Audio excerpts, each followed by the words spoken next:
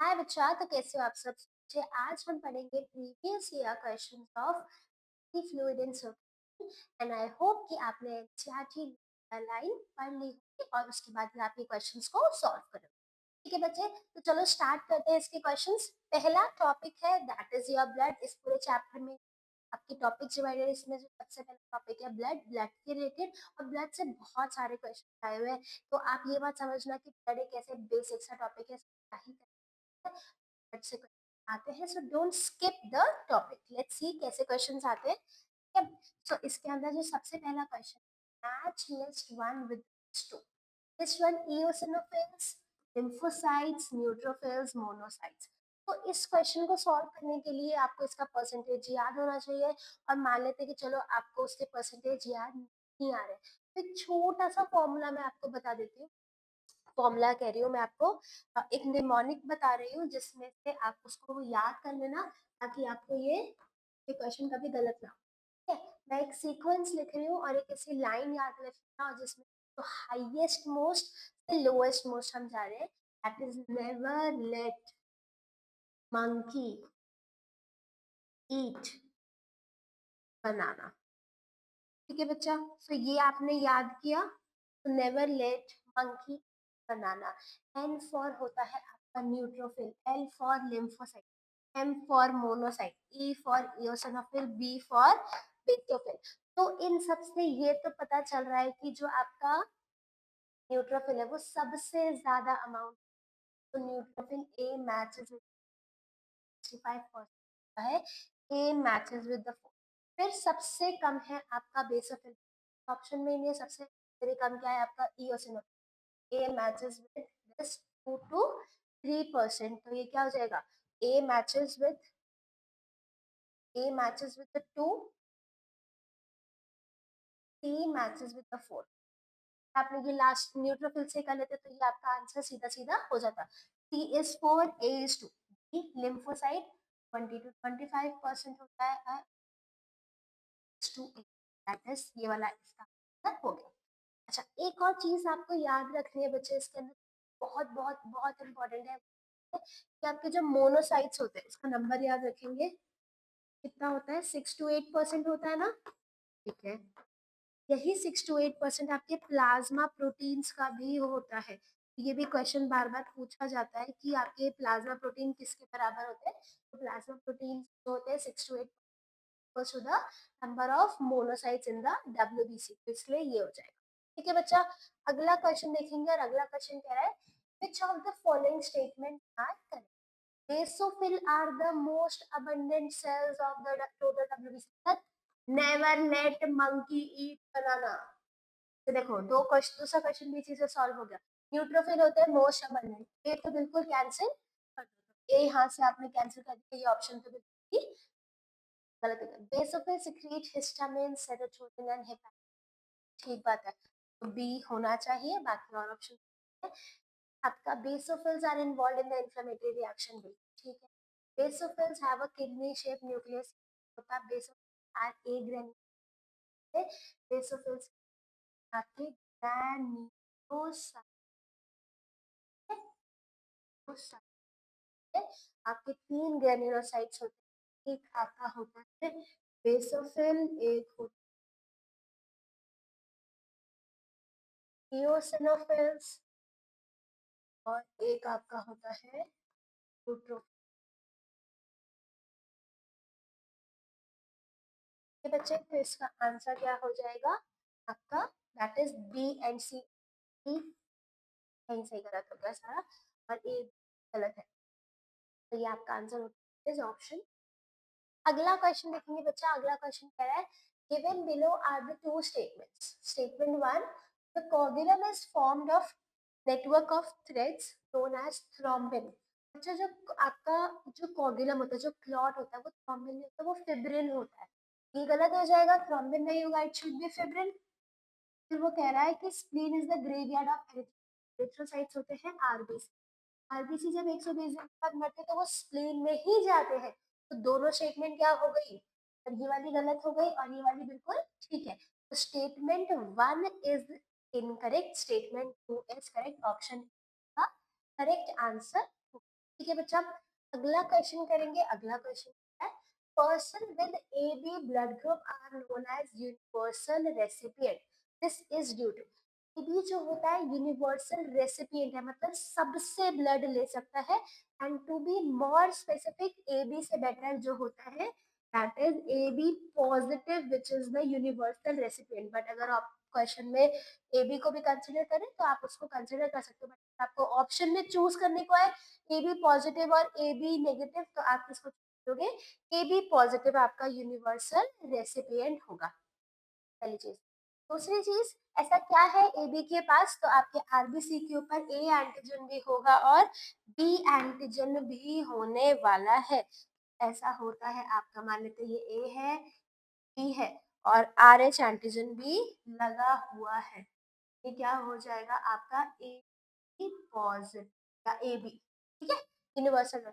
इनके पास दोनों एंटीजन तो लगे हुए, तो पहला ऑप्शन कह रहा है absence of antibodies, anti A and anti B in the plasma. Antigen antigen दोनों है और एंटीबॉडीज एक भी नहीं है, तो बिल्कुल ठीक बात है। बाकी और भी ऑप्शन देख लेते हैं। Absence of antigen A and B, गलत हो गया, दोनों एंटीजन प्रेजेंट होते हैं। Absence of antigen A and B in the plasma, नहीं। वैसे भी एंटीजन आर आपके प्लाज्मा में नहीं, आरबीसी के ऊपर सरफेस पे होते हैं। प्रेजेंस ऑफ एंटीबॉडीज एंटी और आरबीसी, गलत, तो ये हो जाएगा absence of antibodies anti A anti B plasma. RBC के सरफेस पे आपके क्या लगे होते हैं? सरफेस एंटीजन, सरफेस पे एंटीजन लगे होते हैं और एंटीबॉडीज होती है प्लाज्मा के अंदर। तो ऑप्शन ए इसका करेक्ट आंसर हो जाएगा। अगला क्वेश्चन देखते हैं बच्चा। अगला क्वेश्चन कह रहा है, enzyme is responsible for the conversion of inactive fibrinogens to fibrin. ठीक है, सो ये एंजाइम ये वाली रिएक्शन कौन कराता है? आपका थ्रोम्बिन। तो अगर आपको एक रिएक्शन याद करनी हो तो प्रोथ्रोम्बिन कन्वर्ट होता है थ्रोम्बिन में, इसकी प्रेजेंस में थ्रोम्बोकाइनेज।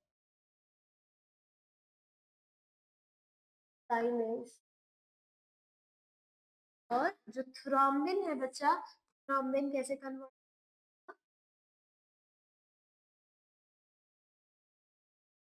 कन्वर्ट है? थ्रोम्बिन कन्वर्ट करता है फिब्रिनोजन को फिब्रिन में, ठीक है। तो इनएक्टिव फिब्रिनोजन को फिब्रिन में कन्वर्ट कौन कर रहा है? थ्रोम्बिन। और थ्रोम्बिन प्रोथ्रोम्बिन से कैसे बनता है? थ्रोम्बोकाइनेज से बन रहा है, ठीक है बच्चा। अगला क्वेश्चन देखेंगे। अगला क्वेश्चन मैच द कॉलम है, देखते हैं ध्यान से। Match the following columns, correct the correct options.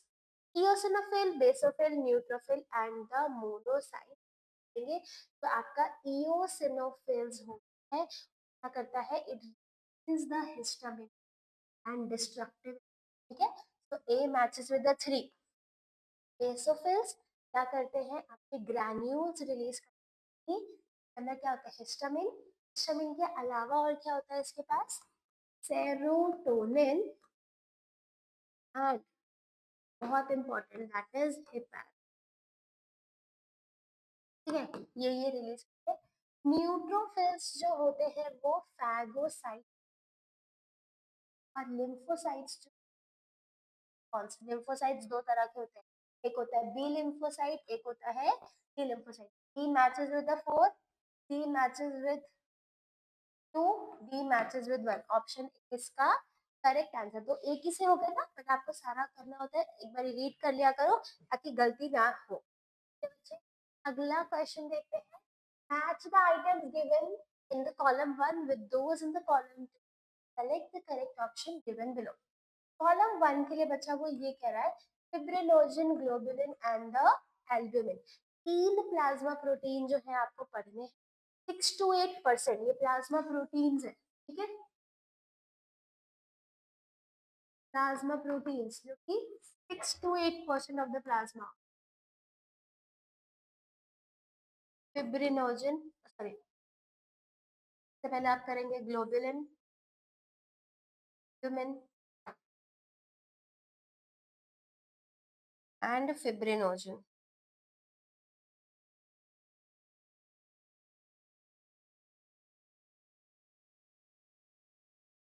तो ये 3 होते हैं।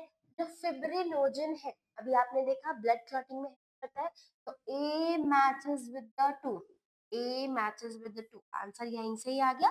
बट आगे और देख लेते हैं। ग्लोबुलिन जो होता है आपका, ग्लोबुलिन एंटीबॉडी काम करता है, तो डिफेंस मैकेनिज्म, ठीक है, B matches with the 3। Albumin जो होता है osmotic balance, C matches the 1। Option option correct हो जाए। ठीक है बच्चा, अगला क्वेश्चन देखेंगे। अगला क्वेश्चन कहते हैं एडल्ट ह्यूमन आरबीसी आर इन्यूक्लिएटेड। क्यों? क्योंकि उसको जगह देनी होती है हमारे हीमोग्लोबिन को, ताकि हीमोग्लोबिन ने क्या करना है, ट्रांसपोर्टेशन कराना है, इसलिए वो इन्यूक्लिएटेड होता है। Which of the following statement is the most appropriate for this, they do not need to reproduce, गलत हो जाएगा। they are somatic cell, गलत हो जाएगा। they do not metabolize, गलत। all their internal space is available for the oxygen transport, answer ये हो जाएगा, that is only for option D, क्योंकि उसको जितनी भी जगह चाहिए 97% ऑक्सीजन जो है, जो ऑक्सीजन है वो 97% हीमोग्लोबिन से जा रही है। Hb+O2 will give you the HbO2, तो वो जगह के लिए हमारे को क्या चाहिए, मतलब हीमोग्लोबिन ज्यादा अमाउंट में चाहिए, आरबीसी चाहिए, तो इसीलिए क्या होता है आपका, ये हीमोग्लोबिन की जगह के लिए सब चीजें वहां से, न्यूक्लियस जो है हट जाता है, इसीलिए RBC E nucleated. Name the blood cell whose reduction in the number can cause clotting disorder leading to the excessive loss of the blood from the body. हमारे 3 फॉर्म्ड एलिमेंट्स होते हैं, एक होता है आरबीसी, एक होता है डब्ल्यूबीसी और एक होते हैं प्लेटलेट्स। तो प्लेटलेट्स होते हैं वो ब्लड कोआगुलेशन हेल्प करते हैं, अगर हमारी बॉडी से वो कम हो जाएंगे तो फिर क्लॉटिंग डिसऑर्डर हो जाएगा। तो thrombocytes is the another name for the platelets, और जब आपके थ्रोम्बोसाइट्स कम होते हैं उस कंडीशन को कहा जाता है thrombocytopenia, that is reduction in the platelet.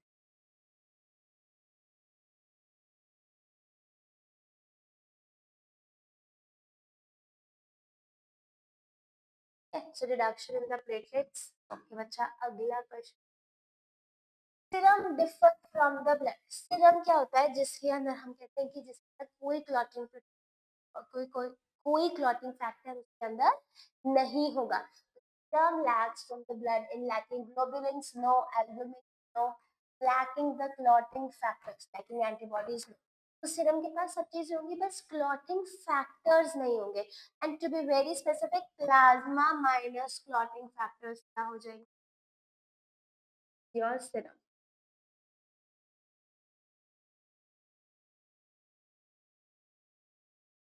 तो बच्चा, अगला क्वेश्चन देखेंगे। अगला क्वेश्चन कह रहा है erythropoiesis starts in, erythropoiesis start किस होता है, आपके आरबीसी के अंदर होता है, रेड बोन मैरो के अंदर होता है, दैट इज करेक्ट हो जाएगा। ठीक है बच्चा, अगला क्वेश्चन देखेंगे। अगला क्वेश्चन क्या है, blood person with the blood group AB is considered as a universal recipient। See, again the same question, या तो O पे क्वेश्चन आता है या तो AB पे क्वेश्चन आता है, दोनों पे क्वेश्चन आ सकते हैं और ज्यादातर इसी पे ही क्वेश्चन आता है, राइट।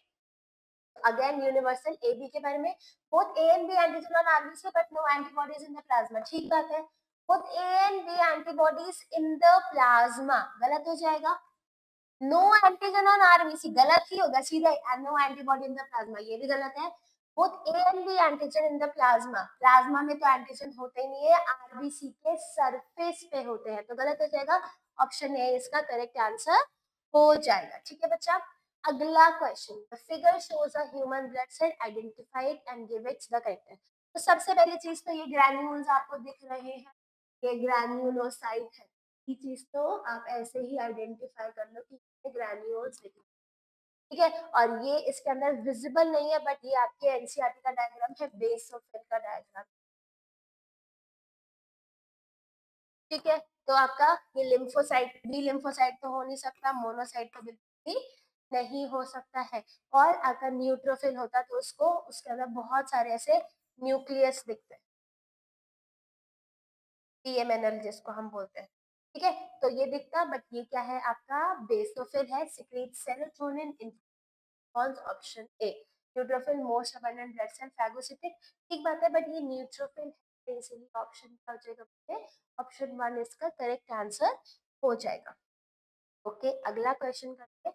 अगला क्वेश्चन कह रहा है a certain road accident patient with unknown blood group needs immediate blood transfusion. His one doctor friend at once offers his blood. What was the blood group of the donor? देखो, जब हमें किसी का blood group नहीं पता है तो हम आंख बंद करके सिर्फ एक ही ब्लड ग्रुप उसको चढ़ा सकते हैं, दैट इज ओ। क्योंकि ओ जो होता है वो क्या है, यूनिवर्सल डोनर है, ठीक है, तो यूनिवर्सल डोनर होता है।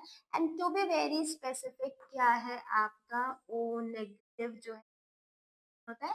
अगर ऑप्शन में सिर्फ ओ भी दे रखा है तो आप उसको करेक्ट मान लेंगे, और अगर ओ नेगेटिव और ओ पॉजिटिव है तब आप उसमें आप देखेंगे कि ओ नेगेटिव यूनिवर्सल डोनर।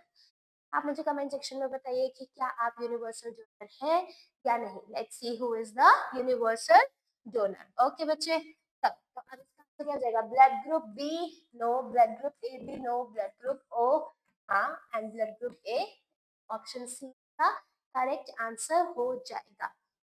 ये बच्चा, अगला क्वेश्चन देखेंगे। अगला क्वेश्चन है which one of the following human organ is often known as the graveyard of RBC?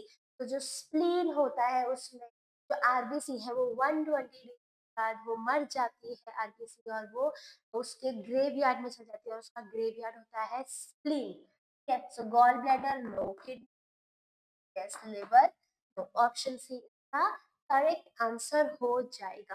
ठीक है बच्चा, अगला क्वेश्चन करते हैं। अगला क्वेश्चन कह रहा है which one of the following plasma protein is involved in the coagulation? तो coagulation में आपका एक ही प्लाज्मा प्रोटीन इन्वॉल्व होता है जिसका नाम क्या है, फिब्रिनोजन। ठीक है, तो albumin no, serum amylase no, globulin no, fibrinogen yes, option D इसका करेक्ट आंसर हो जाएगा, दैट इज फिब्रिनोजन। ठीक है बच्चा, अगला क्वेश्चन देखते हैं। अगला क्वेश्चन कह रहा है which of the following changes usually tends to occur in the plain dwellers when they move to the higher altitude? अच्छा, जैसे ही हम माउंटेन्स रीजन पे पहुंचते हैं, तो ये जब हाई माउंटेन रीजन हम यहाँ पर पहुंचे हैं, क्या हमारे को ट्रैक करने का शौक चढ़ा है, बट वहां जैसे हम ट्रैक करने के हम एकदम हाई स्पीड पे पहुंच रहे हैं, वहां पर पार्शियल ऑक्सीजन बहुत कम होता है।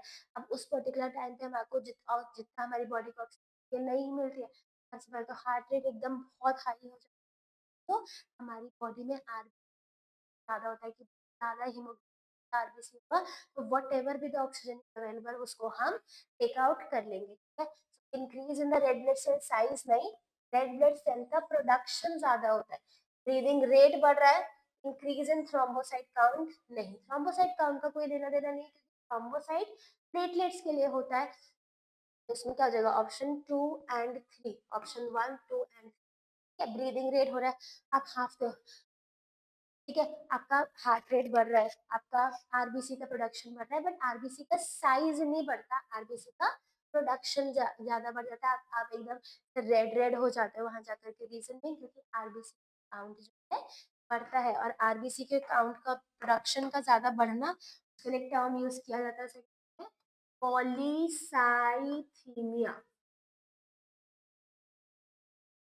It is known as polycythaemia. ठीक है बच्चा, अगला क्वेश्चन देखते हैं। अगला क्वेश्चन कह रहा है the hemoglobin content per 100 ml of blood of normal health adult is 5 से 11 ग्राम नहीं, 25 से 30 नहीं, 17 से 20 तो 12 से 16 ग्राम होता है the average on an average 12 to 16 grams. ठीक है,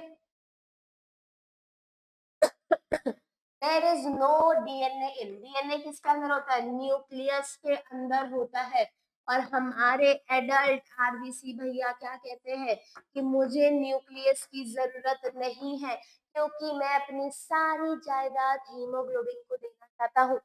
हीमोग्लोबिन ऑक्सीजन को लेकर के जाएगा आएगा, तो इसीलिए मैंने अपना सारा धन दौलत सब कुछ उसको दे दिया, और उसका धन दौलत क्या है, न्यूक्लियस है। सो एडल्ट आरबीसी के पास न्यूक्लियस नहीं होता, और वो क्या होता है आपका ई न्यूक्लिएटेड। ठीक है बच्चे, सो क्या हो जाएगा आपका मैच्योर आरबीसी, स्पर्मेटोजोआ में होता है, हेयर रूट में होता है, ई न्यूक्लिएटेड।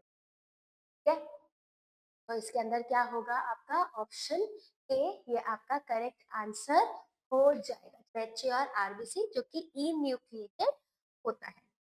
तो देखेंगे अगला क्वेश्चन क्या है, globulin contained in human blood plasma are primarily involved in, जो ग्लोबुलिन होता है ना बच्चा, वो किसके लिए होता है, defence mechanism of the body, osmotic balance के लिए you have albumin, oxygen transport के लिए आरबीसी होता है, दैट टू हीमोग्लोबिन आरबीसी के अंदर, ठीक है, and then clotting of blood के लिए फिब्रिनोजन होता है, और defence mechanism have the globulin, ठीक है, defence mechanism of the body. अगला क्वेश्चन देखते हैं, अगला क्वेश्चन कह रहा है the most popularly known blood grouping is the ABO grouping, it is named ABO and not ABC because O in it refers to having, तो ABO बोलते हैं ना कि हम एबीसी बोलते हैं, ओ मतलब उसके पास कोई एंटीजन नहीं होता, no antigen on the surface of RBC,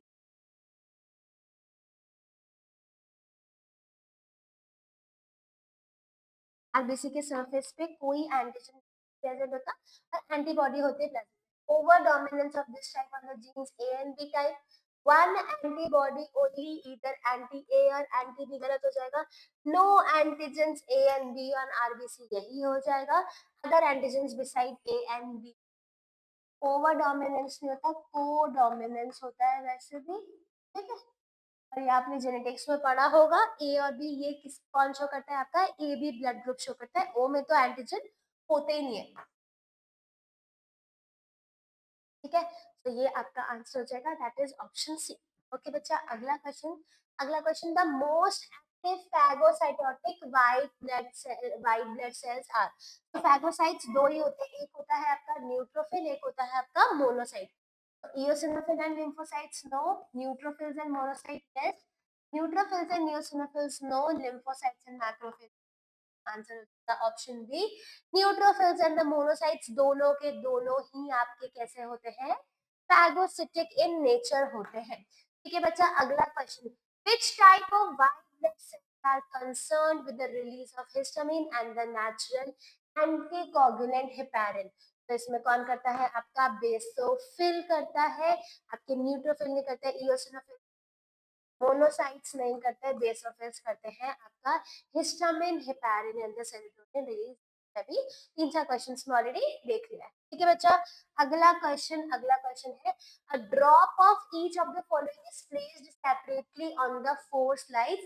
which of them will not coagulate, तो ऐसा कौन है जो कोगुलेट नहीं होगा, blood serum, sample from the thoracic duct of the lymphatic system, whole blood from the pulmonary vein and the blood plasma, तो इसके अंदर आपने ये ढूंढना है जिसके पास कोई क्लॉटिंग फैक्टर, कोई क्लॉटिंग प्रोटीन ना, तो फिर क्या हो जाएगा, ब्लड सीरम के पास क्लॉटिंग फैक्टर्स नहीं होते, इसकी वजह से वो कोगुलेट नहीं करेगा, बाकी सब में clotting protein, clotting factors present होते हैं, तो वो क्या करने वाले हैं आपका, कोगुलेट कर जाएंगे, only the blood serum will not coagulate, ठीक है बच्चा, अगला क्वेश्चन है आपके लिम्फ यानी टिश्यू फ्लूइड से, अब देखते हैं इसका क्या है, which one of the following is the correct, lymph is equals to plasma plus RBC WBC, RBC नहीं होते हैं प्लाज्मा के अंदर, तो मैंने blood is equals to plasma plus RBC plus WBC and platelets, ठीक बात है, बट हम आपको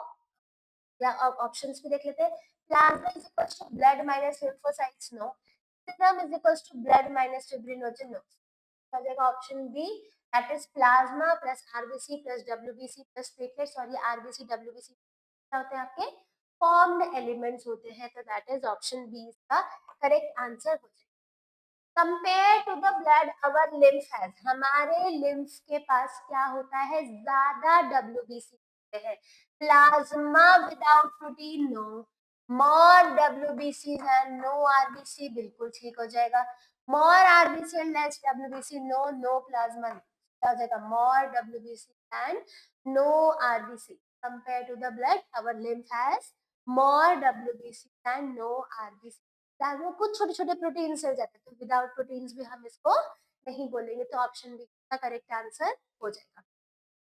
अगला क्वेश्चन है आपके सर्कुलेटरी पाथवे से। क्वेश्चन लिखेंगे, which of the following are the stages of pathway for the conduction of an action potential through the heart? तो बच्चा बहुत बहुत बहुत इंपॉर्टेंट क्वेश्चन है। सबसे पहले होता है आपका एस ए नोड, फिर होता है ए वी नोड, फिर A V bundle, bundle of His, आपके पुरकिंजे फाइबर्स, ये आपका सीक्वेंस चलता है। तो AV bundle, AV node, Purkinje fibre, bundle branches, S A node. सबसे पहले होने वाला है आपका एस ए नोड, फिर होता है बच्चा आपका ए वी नोड, ना कि आपका ए वी बंडल। ठीक है, तो ये हो जाएगा, फिर ए वी बंडल होगा, फिर आपका बंडल ब्रांचेस होंगे और पुरकिंजे फाइबर। सो यहाँ पर लिख देते हैं आपके लिए, आप उसको याद कर लीजिएगा। ठीक है, so S A node, AV node, AV branch, AV bundle पहले नहीं आएगा, AV bundle, bundle of his.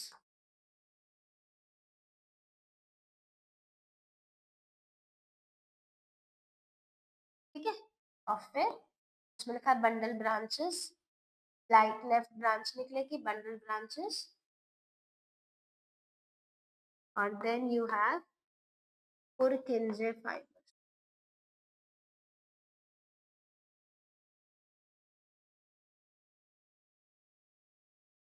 जिसमें Purkinje fibers, E C E C A D B, ये आंसर हो जाएगा, दैट इज ऑप्शन। सबसे लास्ट में पुरकिंजे फाइबर्स आने वाले हैं। ओके बच्चा, match the list one with the list T wave, QRS complex, T wave, TP gap. अब हमें देखेंगे इसके अंदर क्या होगा आपका, दैट इज टी वेव बताती है डीपोलराइजेशन ऑफ एट्रिया। पहला ही ऑप्शन से आंसर आ जाएगा, बट आगे देखते हैं। A matches with the three, QRS complex, ये बताती है depolarisation of ventricle, B matches with, B matches with T, T wave होता है रीपोलराइजेशन ऑफ वेंट्रिकल्स, और टी से P gap, heart muscles and electric, उस समय वो डायस्टोल में होते हैं, उस समय वो रिलैक्स मोड पे होते हैं, तो उसको हम क्या कहेंगे, आपका heart muscles are electrical silent. So option D इसका करेक्ट आंसर हो जाएगा। ठीक है बच्चा, अगला क्वेश्चन देखेंगे। अगला क्वेश्चन कह रहा है, मैच लिस्ट वन ईसीजी और इलेक्ट्रिकल एक्टिविटी के according P wave, depolarization of the atria. P matches with the A matches with the 3. QRS complex, depolarization of the ventricle. सही हो गया वैसे तो पूरा आंसर, बट फिर भी एक बार पूरा देख लेते हैं। T wave, repolarization of ventricle. End of the T wave, end of systole. Answer. NCERT के direct line by line question है। कुछ एक वर्ड भी इस चैप्टर में आपको ऐसा नहीं दिखेगा कि आपने पढ़ा नहीं है। एक एक वर्ड, ये चीज आप मतलब डायरेक्ट क्वेश्चंस आते हैं जो एनसीईआरटी में लिखा है, कॉपीड क्वेश्चंस। ठीक है बच्चा, अगला क्वेश्चन आपका match list one with list two, T wave depolarisation of atria, Q wave जो है आपका, दैट इज, तो क्यू वेव आपका डीपोलराइजेशन वेंट्रिकल, बट ये आपका पूरा क्यू आर एस बताने वाला है। ठीक है, सो इसको और ज्यादा स्पेसिफिकली हम ये कह सकते हैं कि beginning of the system. But अगर अगर मान लेते हैं Q R S complex option में नहीं होता, तो आप डीपोलराइजेशन ऑफ वेंट्रिकल पे जा सकते थे, बट अगर आपके पास क्यू आर एस भी और क्यू भी है, तो आप किसको चूज करेंगे बच्चा, बिगनिंग ऑफ द सिस्टोल को चूज करने वाले। QRS complex, depolarization of ventricle, T wave, that is repolarization of ventricle. T A, T wave matches with the 3, D1, D4, D2. Option A इसका करेक्ट आंसर हो जाएगा। ये भी आपके first T wave से ही पूरा सॉल्व हो रहा था, आपको करने की नीड नहीं आगे, बट फिर भी आप एक बारी प्रैक्टिस में तो आप एटलीस्ट पूरा पूरा किया कीजिए। और फाइनल एग्जाम में भी अगर आपको लगता है श्योर श्योर कि ए का कोई और ऑप्शन नहीं बैठ सकता, तो आप फटाफट से इसको एलिमिनेशन मेथड से सॉल्व कर सकते हैं। ठीक है बच्चा, अगला क्वेश्चन देखेंगे। अगला क्वेश्चन कह रहा है, that is which one of the statement is correct, increased ventricular pressure causes closure of the semilunar valve. तो फिर वो तो ओपनिंग कराता है, ये गलत हो जाएगा। The atrioventricular node generates an potential to stimulate. तो एवी नोड नहीं कराता, एस ए नोड कराता है, जो कि क्या होता है आपका पेस मेकर। तो ये नहीं होगा। The tricuspid and the bicuspid valve open due to pressure exerted by simultaneous contraction of atrium। जब कॉन्ट्रैक्शन ऑफ एट्रिया होता है तो उससे पहले कि आपकी बाइकस्पिड और ट्राइकस्पिड वाल्व खुली हुई होती है, गलत हो जाएगा। Blood moves freely from atrium to ventricle during burn diastole, बिल्कुल ठीक बात है क्योंकि एवी वाल्व ऑलरेडी ओपन है, तो ये हो जाएगा ऑप्शन 4 इसका करेक्ट आंसर हो जाएगा। ओके बच्चा, तो QRS complex in the standard ECG represent, तो QRS कॉम्प्लेक्स आपका क्या बताता है, depolarisation of ventricle. T wave बताती है आपकी depolarisation of the atria, QRS बताता है आपका depolarisation of the ventricle, T बताता है रीपोलराइजेशन ऑफ वेंट्रिकल। तो रीपोलराइजेशन ऑफ ऑरिकल नहीं होगा, डीपोलराइजेशन ऑफ ऑरिकल नहीं होगा, रीपोलराइजेशन ऑफ वेंट्रिकल होगा। ऑप्शन सी इसका करेक्ट हो जाएगा, that is depolarisation of ventricle इसका करेक्ट आंसर हो गया। ठीक है बच्चा, अगला क्वेश्चन देखेंगे। अगला क्वेश्चन कह रहा है match the column 1 with the column 2। P wave again depolarization of the atria, A matches with the 4। QRS complex D matches with the 1, बिल्कुल ठीक बात है। फिर T wave कह रही है repolarization of the ventricle, C matches with the 2 and reduction in the size of the T क्या हो जाएगा आपका coronary ischemia, D matches with the 3। Option का करेक्ट आंसर हो जाएगा A4 D1 T2 and D3 इसका करेक्ट आंसर हो जाएगा। अगला क्वेश्चन देखते हैं। What would be the heart rate of the person if the cardiac output is 5 liters? Blood volume in the ventricle at the end of the diastole is 100 ml and at the end of the ventricular systole is the 50 ml। ये question को करने के लिए एक छोटा सा formula आप याद रखिएगा, आपसे सारे क्वेश्चन सॉल्व हो जाएंगे। That is cardiac output is equals to stroke volume to heartbeat। अब कार्डियक आउटपुट दे रखा है आपको 5 लीटर, 5000 ml भी बोल सकते हो, 5 लीटर भी। स्ट्रोक वॉल्यूम आपको पता नहीं है, हार्ट बीट आपको निकालने हमने मान लिया, पर आपको स्ट्रोक वॉल्यूम नहीं पता, एग्री, बट आपको ये तो दे दिया कि एंड ऑफ द डायस्टोल में 100 ml है और एंड ऑफ द सिस्टोल में 550 ml है। तो स्ट्रोक वॉल्यूम का बच्चा एक फॉर्मूला होता है EDV माइनस ESV। EDV क्या होता है, end of the diastolic volume, end of diastolic volume minus end of systolic volume.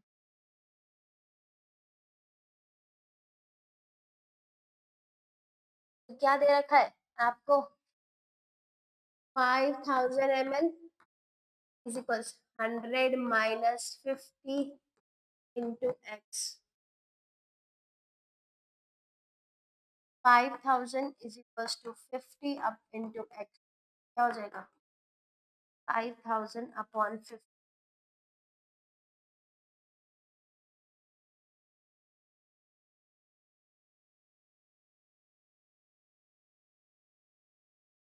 100 beats per minute, that should be 100 beats per minute।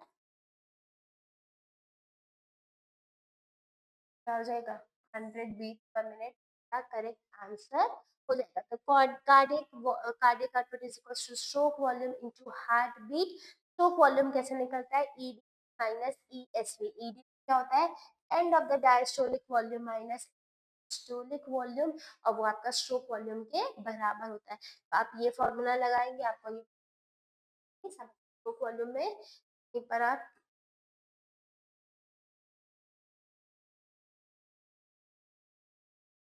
ठीक है बच्चा, अगला क्वेश्चन देखते हैं। अगला क्वेश्चन कह रहा है match the item given in the column 1 with those in column 2 and select the correct option given below. Answer correct बताना है, देखेंगे। Tricuspid valve, tricuspid right atria and right ventricle के बीच में होता है। between right atria and the right ventricle, A matches with the 3. Bicuspid between left atria and the left ventricle. And can you please tell me what is the another name of the bicuspid valve in the comment section? Want an answer? I wait.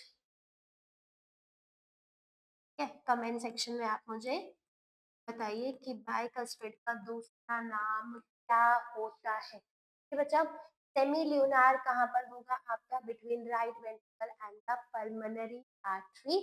तो आपका ये matches with the 2 option A इसका correct answer हो जाएगा। ठीक है बच्चा, अगला क्वेश्चन देखते हैं। Doctors use stethoscope to hear the sound produced during each cardiac cycle. Second sound is heard. Second sound पहले तो आपको पता चाहिए होती क्या है।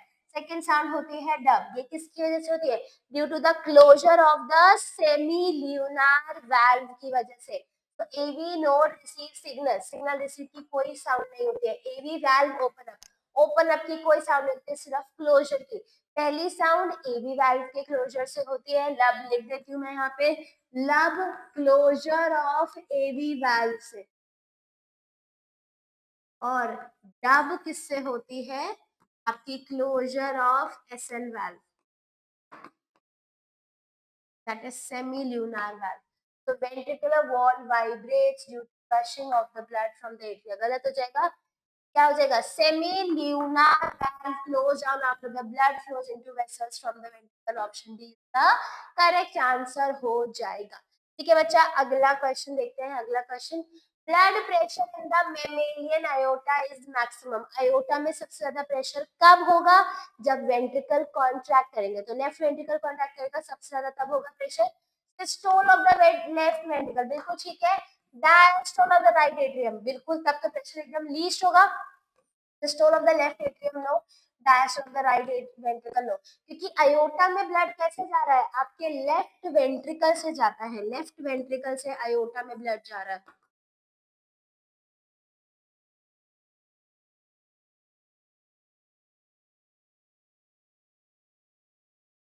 तो क्या हो जाएगा बच्चा? ऑप्शन ए इसका करेक्ट आंसर हो जाएगा। The diagram given here is the standard ECG of the normal person. The P wave represent. तो अच्छा, P wave बहुत सिंपली क्या रिप्रेजेंट करता है? Depolarization of atria.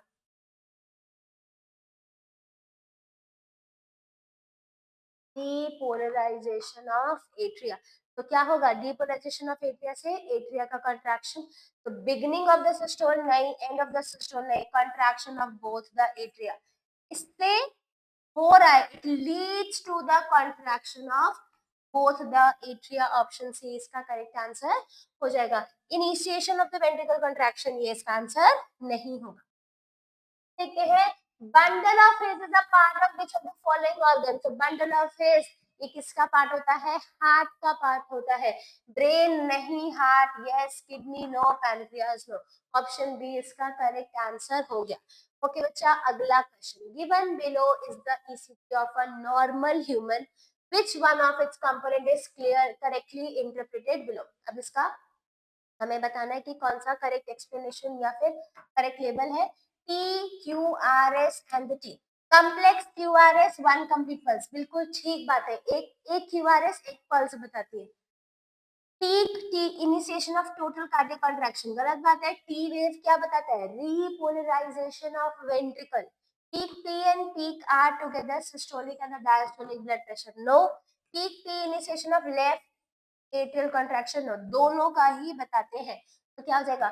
Complex QRS one complete pulse, ये depolarization of atria, this is पूरा QRS।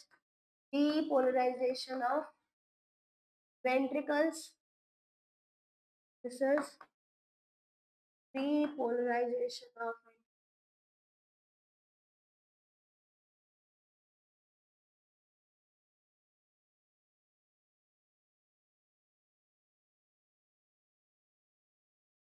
ठीक है। सो ये इसका आंसर हो जाएगा। अगला क्वेश्चन देखेंगे बच्चा। अगला क्वेश्चन कहता है, if due to some injury of the caudate tendon of the tricuspid valve. So पहली चीज आपको ये पता होना चाहिए, caudate tendon है, होल्ड करके रखते हैं, और tricuspid valve होता कहाँ पर है, राइट एट्रिया और राइट वेंट्रिकल के बीच में of the human heart is partially non-function. What will be the immediate effect? The flow of blood into aorta will be slow down. गलत हो जाएगा आपका, क्योंकि राइट साइड में है, तो पल्मोनरी की बात करेंगे ना हम, आयोटा तो लेफ्ट साइड से, सिर्फ राइट की खराब हुई है. The pacemaker will stop working. No, कोई फर्क नहीं पड़ेगा.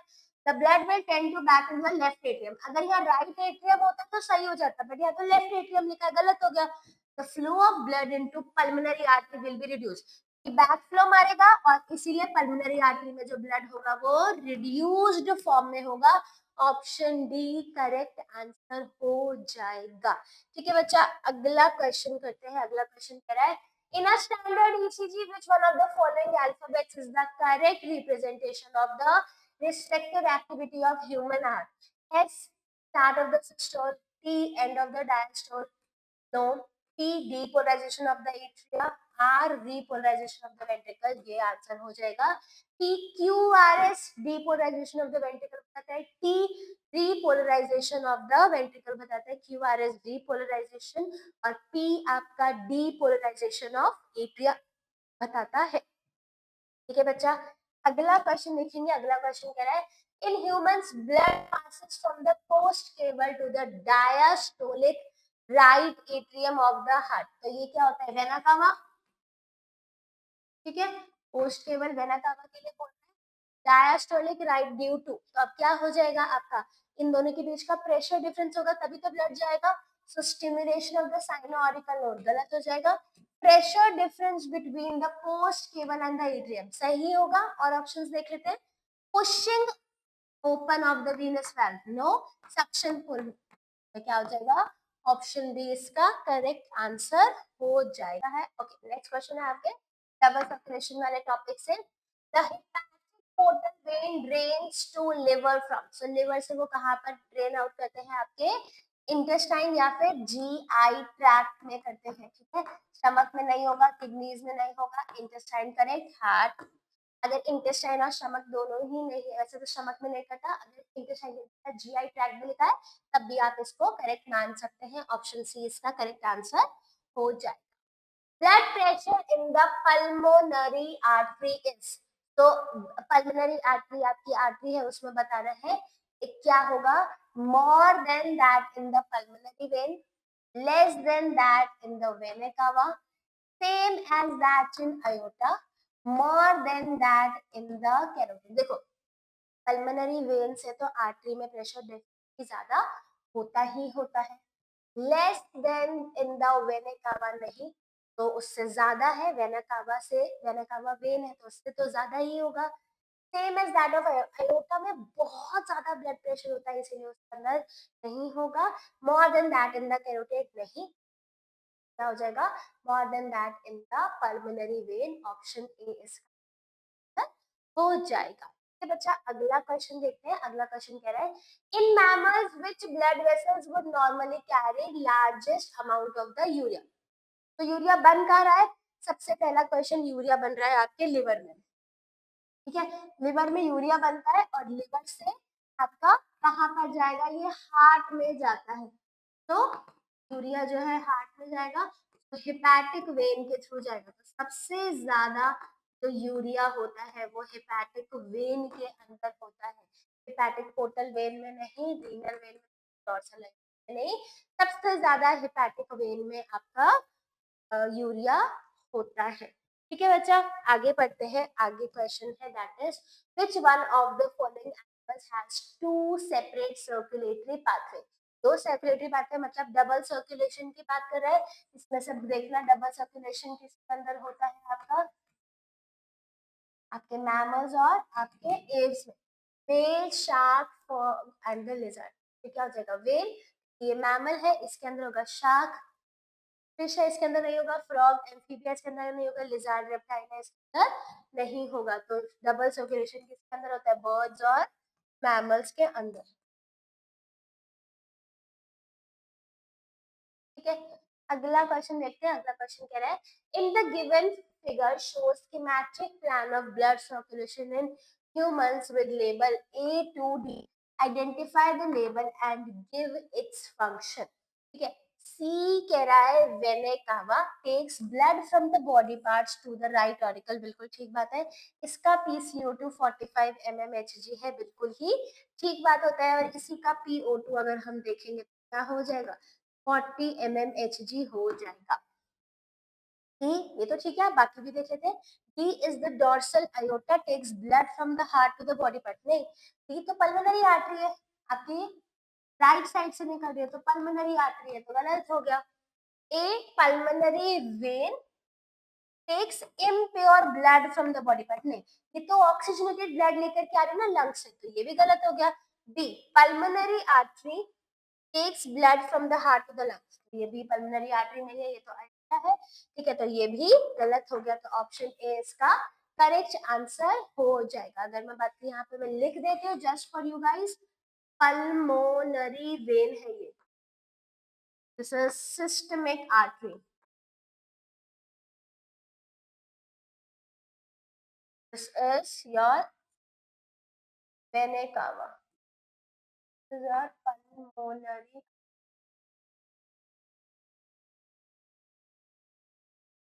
ठीक है बच्चा, अगला question, the figure shows blood circulation human with the label A to D. Select the option which gives correct identification of label and the functions of the part. B कह रहा है capillary thin without muscular layer and the walls two cell layer thick. Two cell layer thick नहीं होती, single layer होती है। ठीक है, तो गलत हो जाएगा। C vein thin walled and bloods in dogs and cows, तो क्या हो जाएगा, सी जो होता है आपका वेन है, ठीक बात है। ओके, पहले हम इसको लेबल ही कर लेते हैं। ए क्या है आपकी आर्टरी, बी क्या है आपकी कैपिलरी, ये वेन है, और डी क्या है आपकी pulmonary, this will be your pulmonary vein. तो क्या हो जाएगा, thin walled and blood flows into the jugs and the spurs, ऐसा नहीं होता है। deep pulmonary vein takes oxygenated blood to heart, PO2 95 mmHg होता है। pulmonary artery ब्लड को हार्ट की तरफ ही लेके जाता है और इसका PO2 बिल्कुल ठीक बात है। ठीक है, A artery thick walled and blood flows evenly, तो इसका आंसर हो जाएगा बच्चा ऑप्शन सी। अगला क्वेश्चन देखते हैं। अगला क्वेश्चन है arteries are best defined as the vessels which supply oxygenated blood to different organs, आता है। carry blood away from the heart to different organs, आता है। break up in the capillaries which unites to form, गलत हो जाएगा। ठीक है, carry blood from one visceral organ to the one another organ, अब ये दोनों ही मैंने सही बात बोली, एक्चुअली में सही बात है, पर एक्सेप्शनल केस है। एक्सेप्शनल केस क्या है, ऑक्सीजनेटेड ब्लड जो है डिफरेंट ऑर्गन्स को देती है, बट एक एक्सेप्शनल केस है, that is the pulmonary artery.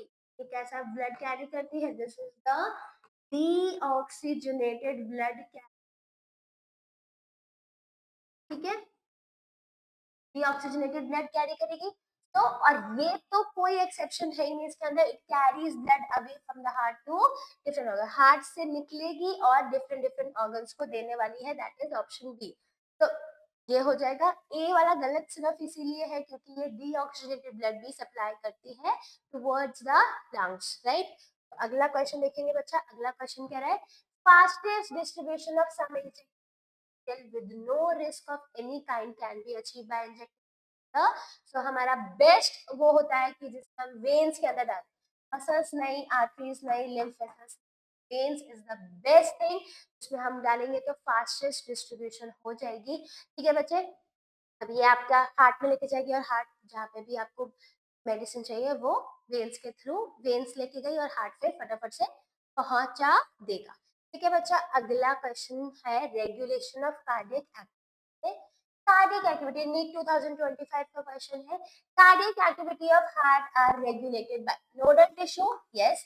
ठीक है, देखो कार्डियक टिश्यू अब कार्डियक मसल जो होती है वो ऑटो एक्साइटेबल है, तो खुद भी करती, इंट्रिंसिक फैक्टर भी और इसके एक्सटर्नल फैक्टर्स भी है जो इसको रेगुलेट करते हैं, पर प्रॉपरली तो वो इंटरनल फैक्टर्स है इसके, जो नोडल टिश्यू एस नोड, ठीक है। Special neural centre in the medulla oblongata, बिल्कुल ठीक बात है। एड्रिनल मेडुलरी हार्मोन, यस, जिसका नाम क्या होता है, adrenaline and the nor adrenaline.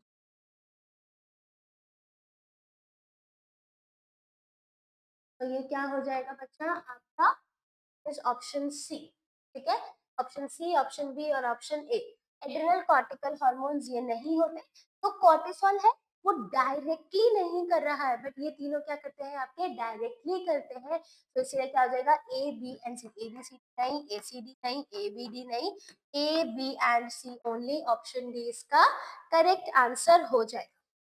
अगला क्वेश्चन देखते हैं। अगला क्वेश्चन कह रहा है, how do parasympathetic neural signal affects the working of the heart.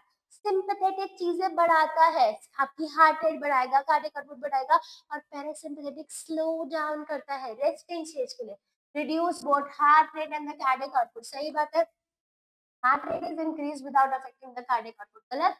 both heart rate and cardiac output increases, गलत। heart rate increases but cardiac output increases, गलत हो जाएगा। so reduces both the heart rate and the cardiac output, ये parasympathetic जो है आपके करते हैं, ठीक है बच्चा। उसका करेक्ट आंसर हो जाएगा बच्चे ऑप्शन ए, रिड्यूसेस द। बच्चा बस इसको आपको ये ध्यान रखना है, सिंपैथेटिक इंक्रीज करता है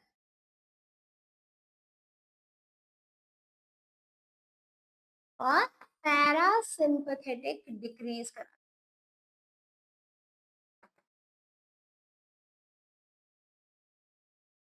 ये आपकी इमरजेंसी कंडीशंस होती है,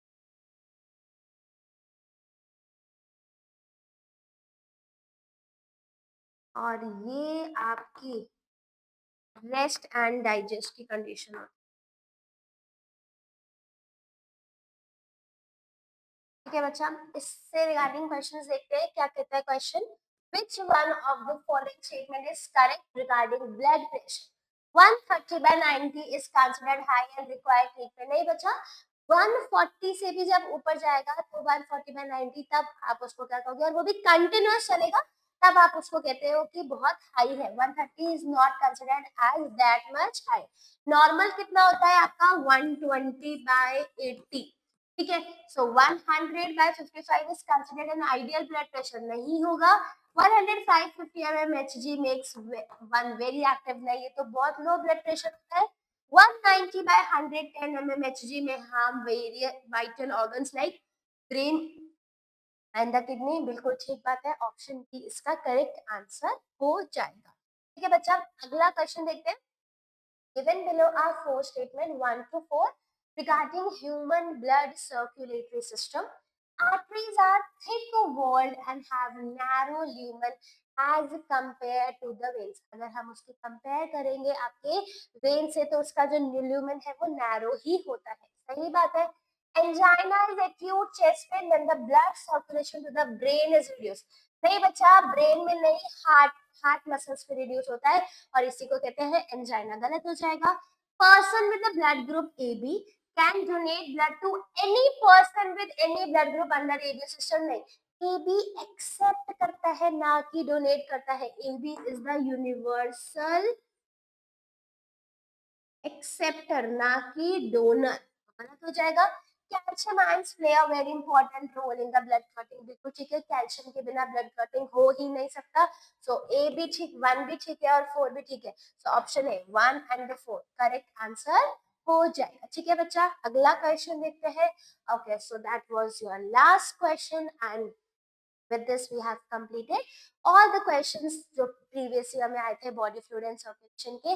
देखा आपने कितने आसान, लाइन टू लाइन, कोई डिफिकल्ट क्वेश्चन नहीं है, as it is word to word NCERT, एक चीज भी बाहर से नहीं पूछेगा। ये वो ईडीवी ईएसवी वाला कंसेप्ट, वो भी आपको जब आप पढ़ते हो तो आपने पढ़ा ही होता है ये फॉर्मूला, उसके अलावा आपको कुछ भी out of the box NCERT से नहीं मिला। बहुत आसान टॉपिक है और बहुत ही स्कोरिंग है, ध्यान से पढ़ेंगे तो सारे क्वेश्चंस इजी आपसे सॉल्व हो जाएंगे। थैंक यू सो मच बच्चा।